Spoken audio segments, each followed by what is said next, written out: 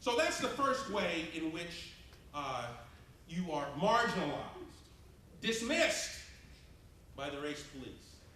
You're inauthentic because you married out of your race. Now, of course, once they play that card, you decide, well, then that card must have value. But it doesn't, because they don't play the same card with Julian Bond, married to a white woman. Henry Louis Gates, married to a white woman. Johnny Cochran, married to a white woman. A very long list of very prominent black men who still have their brotherhood cards intact, unlike me, but are married to white women.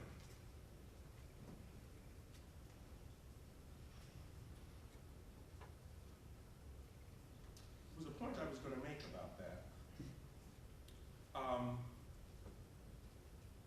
And I can't remember it, so I'm going to move on. So that's the first. That's the first way to marginalize. It's a game I don't want to play. It's clearly a game I can't win. Now, the next thing that happens. Okay, I'm gonna get to the end here so we can all talk.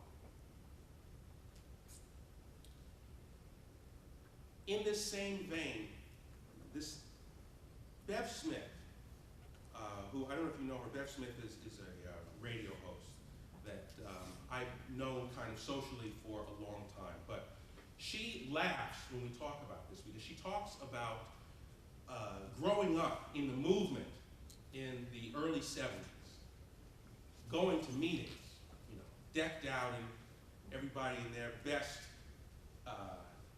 Black Panther, attempt, leather and berets and looking hot, their little red books, and talking about black power, and then all of the men would leave and go home with their white girlfriends. And she laughs about that, and it is kind of funny.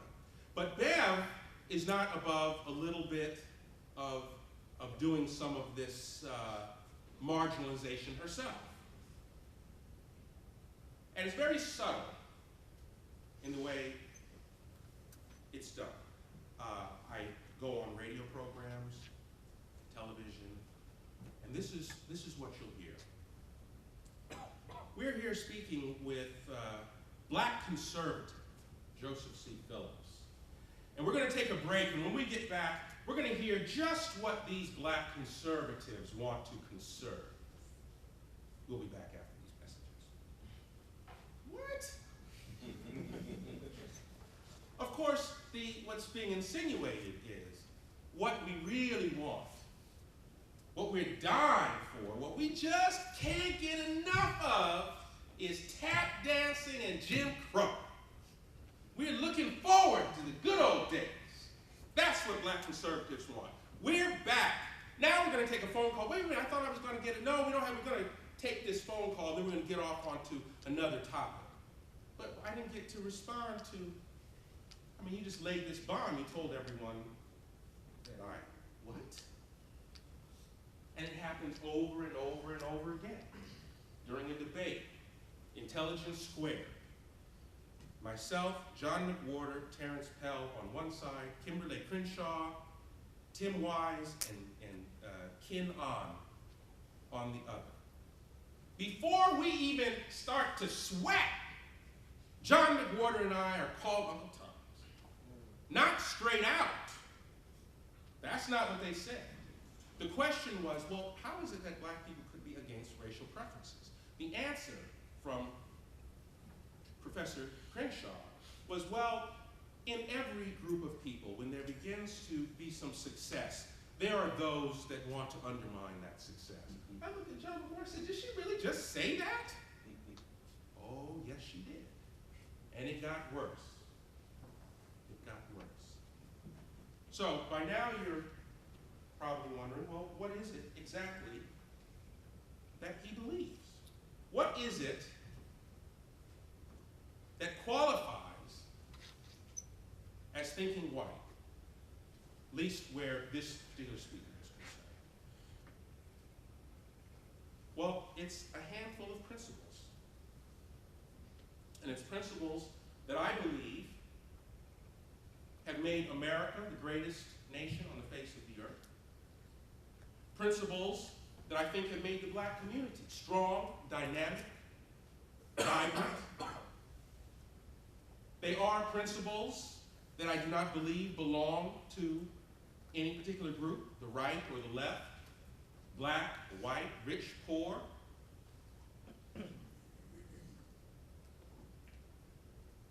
Character, family, faith, and idealism.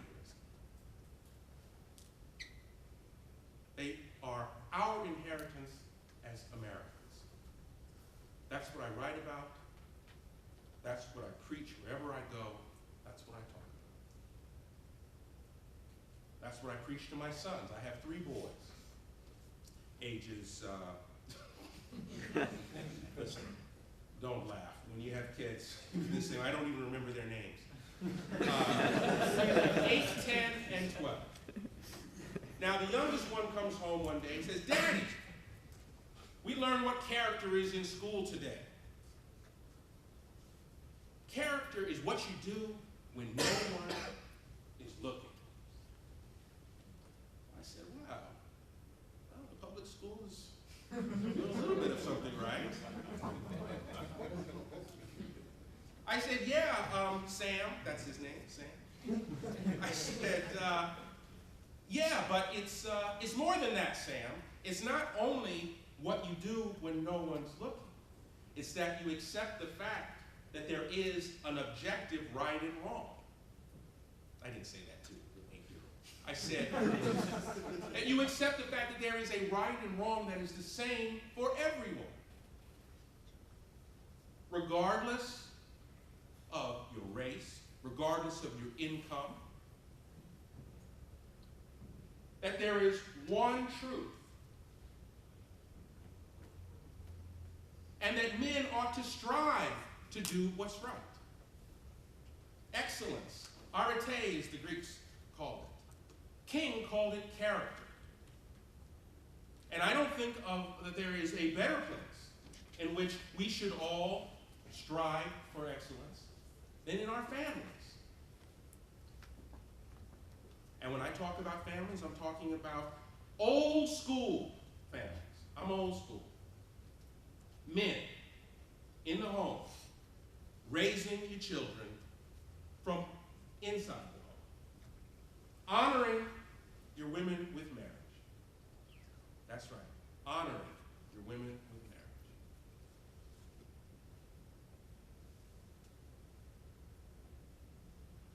I was raised to believe that men should be the head of the household, God should be at the head of the house. That's old school. You get in trouble talking like that. Seriously. I was at Kansas State University. I started talking my talk. Men should be the head of the house. Oh. And there were some women from the Women's Studies Department sitting right down front. Their eyes got all big like that. One girl started taking her hair down. Oh, my June. She said, whoa. Put Vaseline on. I said, just, everybody does. Relax. Because I'm not talking about power. I tell you, I've been married 15 years. That is too long to stand up in front of an audience and start talking crazy. Okay? I'm not talking about power. I'm talking about responsibility. The head is first.